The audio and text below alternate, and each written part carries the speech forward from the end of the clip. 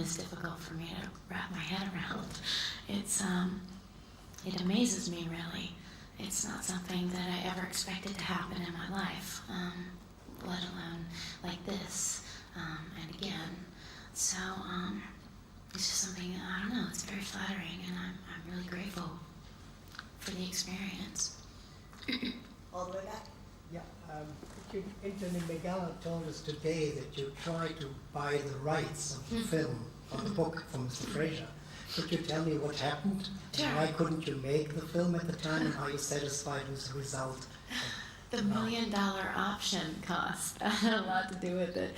No, we tried for about 5 minutes. Some filmmaker friends of mine had been given the galleys from their mother, who has mutual friends with the Frasers, and we read the book, and it's obvious that it is a masterpiece and needed to be made into a film. And I think a week later, the American periodicals released reviews on the book claiming it a masterpiece and that they are the best, most beautifully written fictional characters of the last 30 years or something. And the options were going for about $1 million at that point, and we were just out of school, so kind of left us out of the running. We were pooling our coins, and it just didn't quite add up. But obviously, you know, things happen as they should. And I remember being very, very happy when I heard that Anthony Megala was going to make this film. And I thought, oh, it's going to be a great movie. And did you want to play Ada at the time? Did I want to play Ada? I didn't get that far into thinking about it. It was more the premise of the book that I found appealing. And the idea of a man becoming disheartened with his life perspective and climbing out the window to walk home from the war is epic. I mean, and from that point on, my jaw was dropped reading the book. I felt a lot of affection for this book because I recognized that region of the country and the way that he describes the geography and the heat. You know, the climate is something that I know really well when he talks about the cold, the humidity, you know, the smells.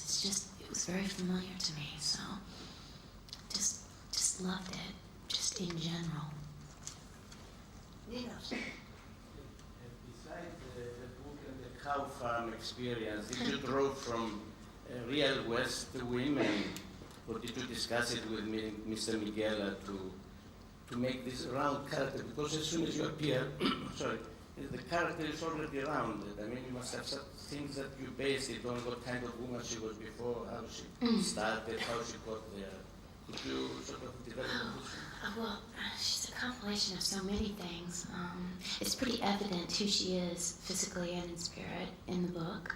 I went on to talk at length with Charles Fraser about what had inspired him to write Ruby, and he told me about a woman that he knew as a child, and how she was so tenacious and ahead of her time and so determined, and she was loud, and she always had a very witty but concise thing to say when she was commenting on the things that she would see around her, her way of correcting him if she needed to.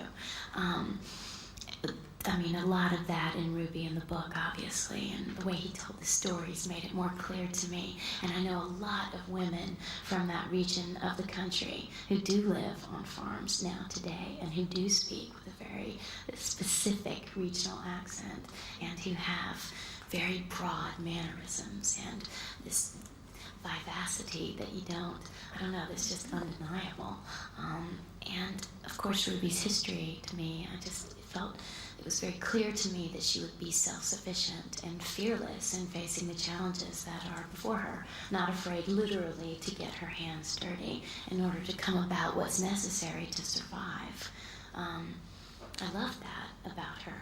I loved her naivete and that she didn't have a lot of formal education or a lot of, she wasn't taught to value social graces, so to speak. So that had to go. And I wanted her to be as free in her body as she was in her spirit. So, I mean, you can just imagine that it was such a joy. It was so much fun every day to play this dirty farm girl with, Nicole and Anthony around. And it was just wonderful. It was wonderful.